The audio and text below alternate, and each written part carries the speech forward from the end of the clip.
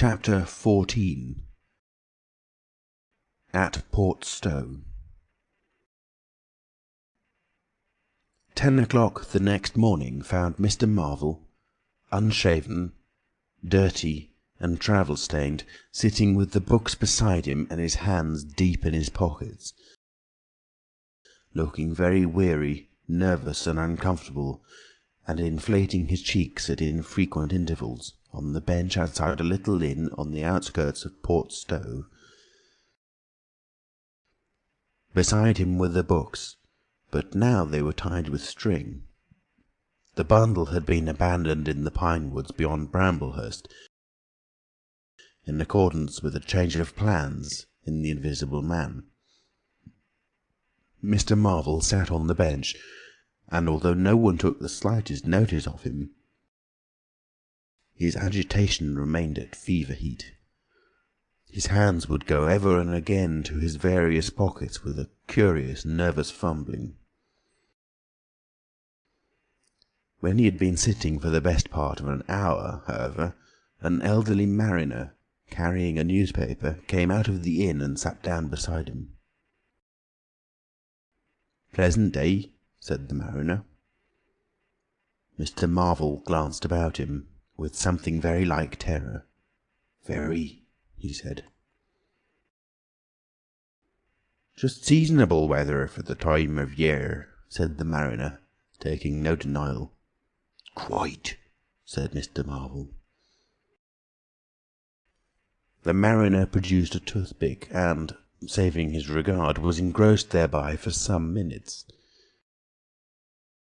His eyes, meanwhile, were at liberty to examine Mr. Marvel's dusty figure and the books beside him. As he had approached Mr. Marvel, he had heard a sound like the dropping of coins into a pocket. He was struck by the contrast of Mr. Marvel's appearance with this sudden suggestion of opulence. Thence his mind wandered back again to a topic that had taken a curiously firm hold of his imagination. "Books?" he said suddenly, noisily finishing with the toothpick. Mr. Marvel started and looked at them. "Oh, yes," he said. "Yes, they're books." "There's some extraordinary things in books," said the mariner. "I believe you," said Mr. Marvel. "And some extraordinary things out of them," said the mariner. "True, likewise," said Mr. Marvel. He eyed his interlocutor and then glanced about him. "There's some extraordinary things in newspapers, for example," said the mariner. "There are." "In this newspaper," said the mariner. "Ah," said Mr. Marvel.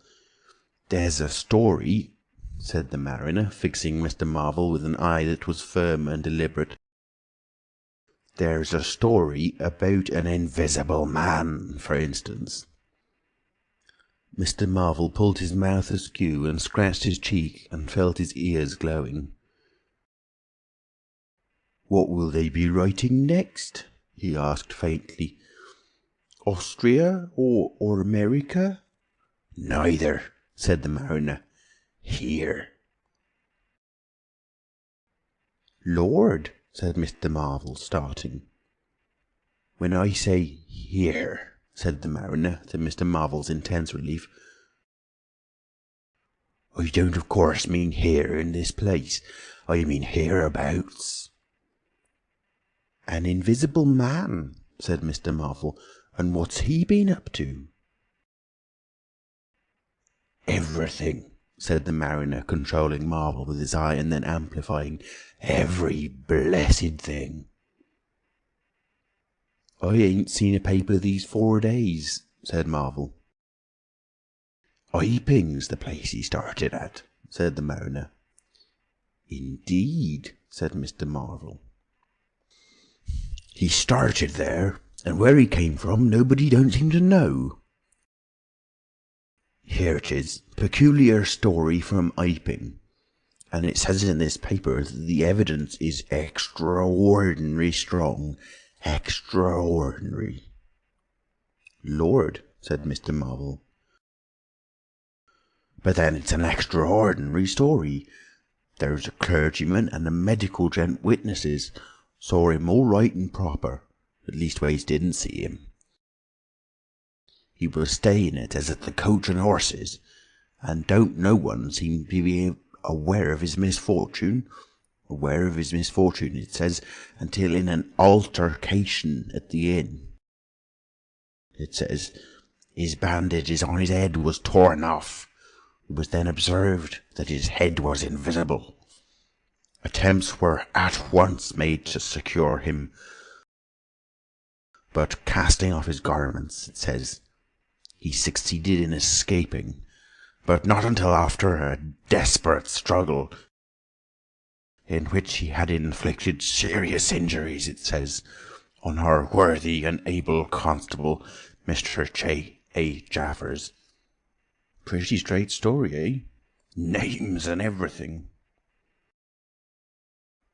"Lord," said Mr. Marvel, looking nervously about him, trying to count the money in his pockets by his unaided sense of touch, and full of a strange and novel idea. "It sounds most astonishing." "Don't it? Extraordinary, I call it. Never heard tell of invisible men before, I haven't, but nowadays one hears such a lot of extraordinary things that all he did?" asked Marvel, trying to seem at his ease. "It's enough, ain't it?" said the mariner. "Didn't go back by any chance?" asked Marvel. "Just escaped and that's all, eh?" "All?" said the mariner. "Why, ain't it enough?" "Quite enough," said Marvel.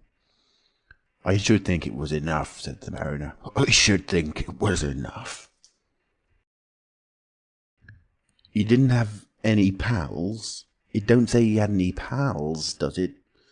asked Mr. Marvel, anxious. "Ain't one of a sort enough for you?" asked the mariner. "No, thank heaven, as one say. He didn't." He nodded his head slowly. "It makes me regular uncomfortable, the bare thought of that chap running about the country. He is at present at large, and from certain evidence it is supposed that he has took, I suppose they mean, the road to Port Stow. You see, we're right in it. None of your American wonders this time, and just think of the things he might do. Where'd you be if he took a drop over and above and had a fancy to go for you? Supposing he wants to rob, who can prevent him? He can trespass, he can burgle, he could walk through the cordon of a policeman as easy as me, or you could give the slip to a blind man. Easier. For these here blind chaps hear uncommon sharp, I'm told. And wherever there was liquor, he fancied. He's got a tremendous advantage, certainly, said Mr. Marvel. And, well, you're right, said the mariner. He has. All of this time, Mr. Marvel had been glancing about him intently, listening for faint footfalls, trying to detect imperceptible movements. He seemed on the point of some great resolution. He coughed behind his hand. He looked about him again, listened, bent towards the mariner, and lowered his voice. "The fact of it is, I happen to know just a thing or two about this invisible man from private sources." "Oh," said the mariner, interested. "You?" "Yes," said Mr. Marvel. "Me." "Indeed," said the mariner. "And may I ask—" "You will be astonished," said Mr. Marvel behind his hand. "It's tremendous." "Indeed," said the mariner. "The fact is," began Mr. Marvel eagerly in a confidential undertone. Suddenly his expression changed marvellously. "Ow!" he said. He rose stiffly in his seat. His face was eloquent of physical suffering. "Wow!" he said. "What's up?" said the mariner, concerned. "Toothache," said Mr. Marvel, and put his hand to his ear. He caught hold of his books. "I must be getting on, I think." He edged in a curious way along the seat away from his interlocutor. "But you was just a-going to tell me about this here invisible man," protested the mariner. Mr. Marvel seemed to consult with himself. "Hoax," said a voice. "It's a hoax," said Mr. Marvel. "But it's in the paper," said the mariner. "Hoax all the same," said Marvel. "I know the chap that started the lie. There ain't no invisible man whatsoever." "Blimey!" "But how about this paper? Do you mean to say—" "Not a word of it," said Marvel stoutly. The mariner stared, paper in hand. Mr. Marvel jerkily faced about. "Wait a bit," said the mariner, rising and speaking slowly. "Do you mean to say—" "I do," said Mr. Marvel. "Then why'd you let me go on and tell you all this blarsted stuff, then? What d'you mean by letting a man make a fool of himself like that for, eh?" Mr. Marvel blew out his cheeks. The mariner was suddenly very red indeed. He clenched his hands. "I've been talking here this 10 minutes," he said. "And you little pot-bellied, leathery-faced son of an old boot, couldn't have the elementary manners." "Don't you come bandying words with me," said Mr. Marvel. "Bandying words! I've a jolly good mind." "Come up," said a voice, and Mr. Marvel was suddenly whirled about and started marching off in a curious spasmodic manner. "You'd better move on," said the mariner. "Who's moving on?" said Mr. Marvel. He was receding obliquely with a curious hurrying gait, with occasional violent jerks forward. Some way along the road he began a muttered monologue, protests and recriminations. "Silly devil," said the mariner, legs wide apart, elbows akimbo, watching the receding figure. "I'll show you, you silly ass. Hoaxing me. It's here, on the paper." Mr. Marvel retorted incoherently, and, receding, was hidden by a bend in the road. But the mariner still stood magnificent in the midst of the way, until the approach of a butcher's cart dislodged him. Then he turned himself towards Port Stow. "Full of extraordinary asses," he said softly to himself. "Just take me down a bit. That was his silly game. It's on the paper." And there was another extraordinary thing he was presently to hear that had happened quite close to him.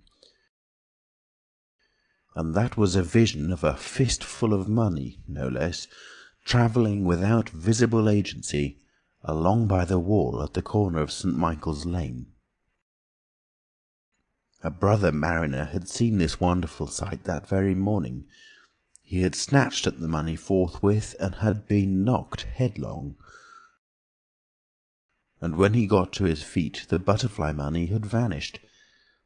Our mariner was in the mood to believe anything, he declared, but that was a bit too stiff. Afterwards, however, he began to think things over. The story of the flying money was true. and all about that neighbourhood, even from the august London and Country Banking Company, from the tills of shops and inns, doors standing that sunny weather entirely open.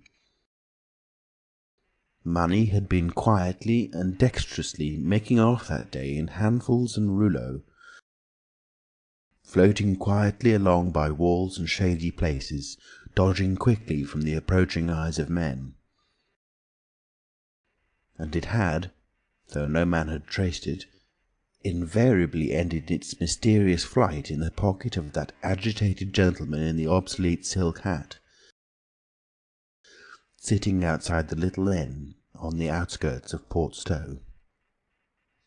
It was 10 days after, and indeed only when the Burdock story was already old, that the mariner collated these facts and began to understand how near he had been to the wonderful invisible man.